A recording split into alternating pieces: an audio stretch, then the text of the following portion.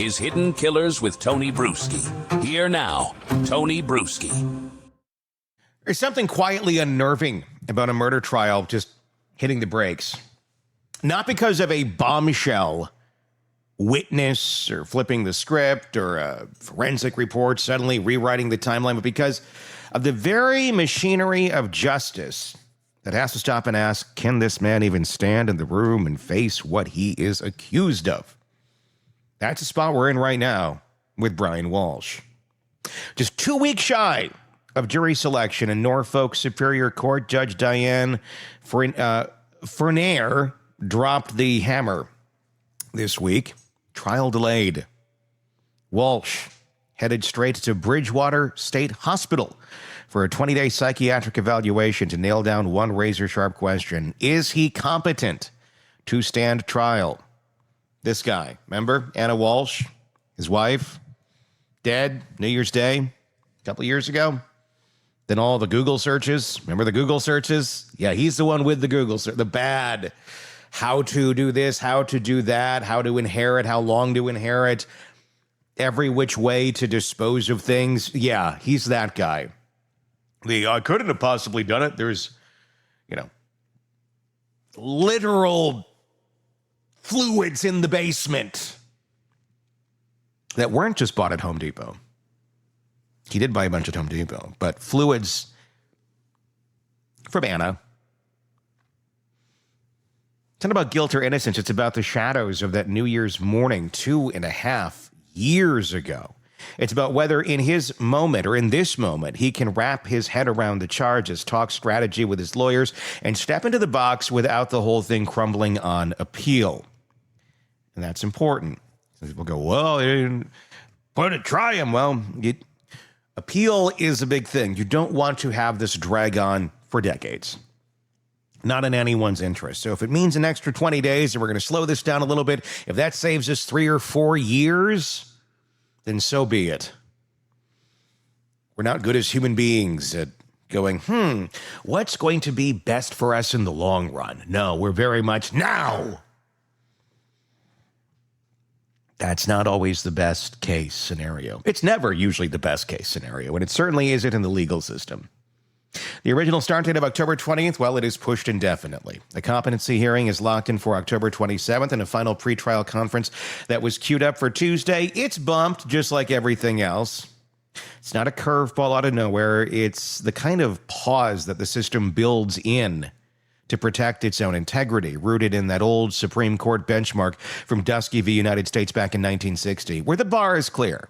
A defendant has to rationally understand the proceedings and play a meaningful role in their defense.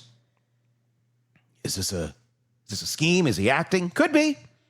But that's why 20 days in the mental health facility is going to give us that answer. And if courts could say, well, Lori Vallow's competent, I think the bar for Brian, I think he'll pass. But let's take the 20 days, shall we? Massachusetts law spells it out even tighter. If the judge spots any whiff of doubt, they can order the eval at any point, no questions asked, and the threshold and preponderance of the evidence, just over 50% likelihood that he's not fit. That's a lower hurdle than the beyond a reasonable doubt standard we toss around for convictions. If the docs at Bridgewater tip the scales towards incompetence, the trial freezes. Not dismissed outright, but delayed until he's patched up, maybe with therapy, meds, whatever it takes to get him courtroom ready. Worst case, if restoration drags on forever without a civil commitment path, the case could evaporate. Up to 40 days for the full poke and prod if 20 isn't enough. But let's not kid ourselves. This lands heavy in a case that's already a masterclass in slow burn tension. Brian Walshe, who's now 49, sits accused of the first-degree murder, dismemberment. Yeah, that's in there too. And improper conveyance of the remains. They didn't even find her yet. These are the charges. And they probably never will. It's all tied to the disappearance of his wife, Anna Walshe, on January 1st of 2023. She was only 39, a rising star in D.C. real estate, the kind of woman who juggled luxury listings and cross-country commutes while raising 3 boys under 7. Kind of an amazing lady. That morning, in her Cohasset home, a sleepy coastal spot south of Boston where The salt air mixes with the illusion of small-town normal. She texted Brian a quick good morning around 6 a.m., updates a friend on her plans, then radio silence. She tells police she later kissed him goodbye, grabbed her bag for the train to the Capitol, but those messages, they don't bounce back. There's no check-ins from the station, no work pings, and by evening, the quiet turns sharp. Well, because she didn't send those messages. That's Brian, allegedly. Walshe doesn't raise the alarm right away. Instead, the next morning, January 2nd, he's out running errands. Surveillance from Home Depot in Abington catches him at 2:13 p.m., dropping $450 on tarps, buckets, drop cloths, hacksaw, cleaning solvents, and more. You know, spring cleaning, January 2nd. It's what you do, right? Back at his house, on his 6-year-old son's iPad, a string of searches lights up the screen between 4:55 a.m. and 9:15 a.m. Can you be charged with unaliving without a body? 10 ways to dispose of if you really need to. Is it better to throw crime scene clothes away or wash them? Because I really, really like this shirt. I got an Aeropostale. It's a good one from The Gap. I hope I can still wear it. Lime and disposal. What happens if you throw in the lake? Can you throw away certain parts? Forensic pathologists, the ones who sift through these digital trails in a case like this, call this pattern post-event rumination, not blind panic. But a calculated scan of the map, like someone testing the exits before bolting. It's the mind's way of stacking bricks against consequence, one query at a time. And it doesn't stop there. Trash pulls from a nearby transfer station turn up a hoodie with Anna's DNA, stained gloves, bags matching the Home Depot haul. By January 3rd, friends and family are circling. Walshe's Fields calls, spins a yarn. She's in D.C., buried in meetings, maybe dodging some federal heat, echoes of his own skeletons rattling. But at his employer, a top-tier brokerage, sounds the alarm on January 4th. No sign of her since before the holidays. Walshe decides to file a missing persons report that afternoon. Oh, people are starting to get on you. Better do what you should have done 4 days ago. Cops show up around 7 o'clock. He hands over her phone records, walks them through the text. Cooperative, they note. No obvious mess in the house, but the stories don't line up. No frantic blasts to her contacts. No real worry in the timeline. January 5th brings a tip from a friend. Anna had squirreled away $35,000 in cash at her parents' place out of his hands after he'd asked her to grab it on New Year's Eve. Tension. Financial knots tightening. January 6th flips the switch. A basement search uncovers blood splatter on the stairs. Flecks in the concrete, a broken wine glass. Out back, under the leaves in the woods. Kitchen knife. Handle wrapped in duct tape. Blade crushed, or crusted rather, with blood. DNA seals it. Divers hit the queries and ponds from those searches and nothing. No body, no full closure, but Massachusetts doesn't need the remains for a actual charge, a murder charge. A circumstantial web holds pretty strong. Her blood in his space, his buys for cleanup, the lie stacking like cordwood. The January 8th, the arrest starts as misleading investigators, escalates by nightfall to the big 3 felonies. In Quincy District Court the next day, prosecutors read the sentences aloud like exhibit markers. Walshe, in an orange jumpsuit, face down, pleads not guilty. His lawyer calls it premature. House of cards, right? From there, the case settles into a procedural crawl, the kind that wears down everyone, but reveals the fault lines. Held without bail in Norfolk County Jail. Grand jury indicts him on the 30th of 2023, and Norfolk Superior Court formalizes it. Judge Beverly Canone bows out early over a minor conflict, hands it to Fineri, just 5 Superior Court pitch stops that year. Bail denials, discovery tussles, mental health whispers that go nowhere. Walshe's past creeps in via filings. That 2021 federal wire fraud conviction where he peddled fake Andy Warhol sketches and other counterfeits, charming victims online for $300,000 plus in restitution owed, probation for 3 years, tethered to Massachusetts, no travel without nod. Prosecution, weave it all in. He killed to dodge a violation. Saw Anna as the loose end. Defense pushes back. Circumstantial smoke, no fire. Then 2024 drops a parallel hammer on February 20th. The federal judge in Boston sentences Walshe to 37 months in prison for the art fraud. Up from probation after violations piled up, plus 3 years supervised release, and that restitution ballooning to $475,000.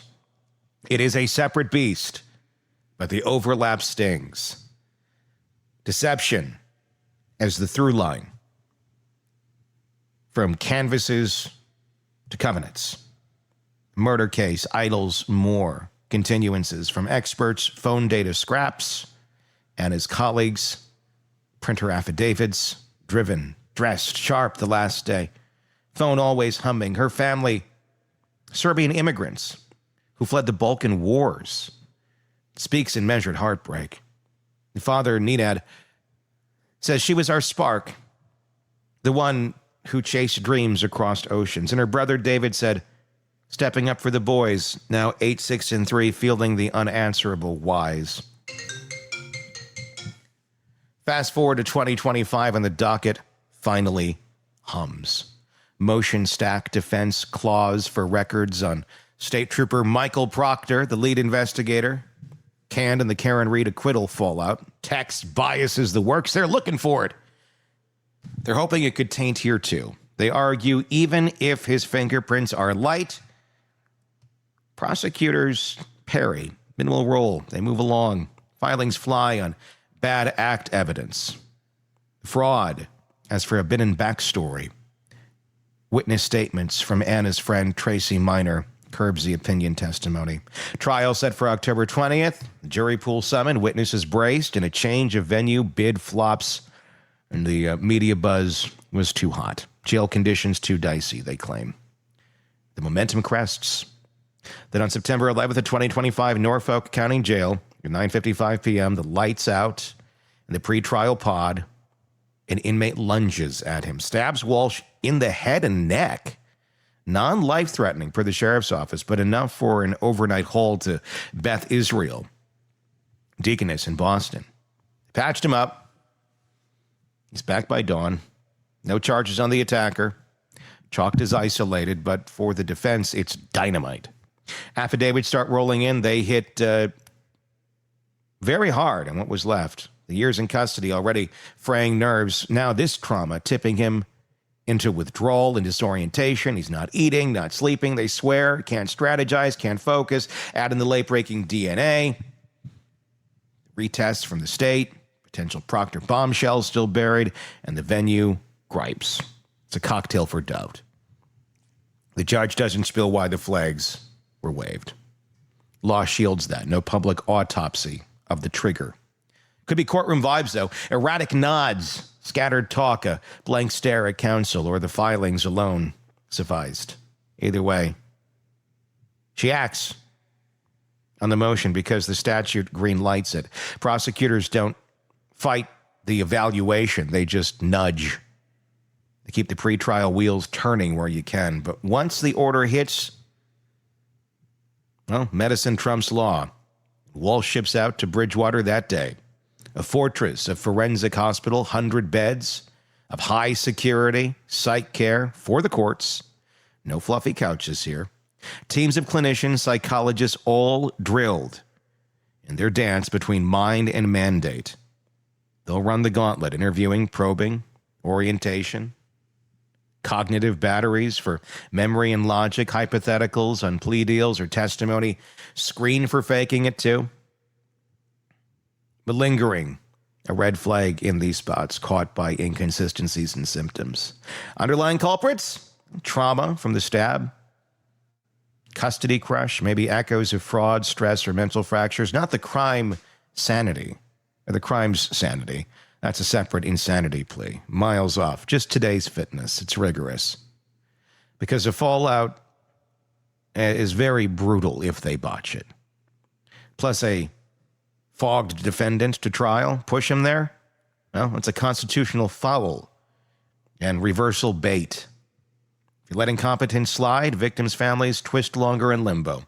Stats from forensic hubs like Bridgewater show most, around 80%, get resolved eventually. But it's no quick fix. Weeks can turn into months, updates to the court every 30 days if committed. For Walshe, 20 days max for the report. But could extensions lurk? Is he competent? Go back to the docket. Maybe winter of 2026, next year, kickoff? Not? The treatment ward is where he's at now. The trial's on hold. The evidence shelf life is going to be tested. What will happen to Brian Walshe? What will those 20 days tell us? Well, that's what we're going to find out. Is this all an act? All an act to get away with taking out his wife? Accident, on purpose, whatever it may be.